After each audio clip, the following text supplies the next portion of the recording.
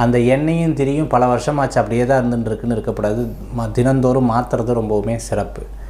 அதே சமயத்தில் வீட்டில் கெட்ட விஷயங்களை பேசக்கூடாது. எடுத்து வச்சு அதை அதாவது ஃப்ரீசரில் வச்சு எடுத்து சாப்பிடக்கூடாது. அதே சமயத்தில் காத்தால மத்தியான வேலைகளில் காலையில் பெட்லேருந்து எடுத்தோம்னா திருப்பி பெட்டில் போய் படுக்கக்கூடாது. கீழே படுக்கிறது தான் ரொம்ப விசேஷம்.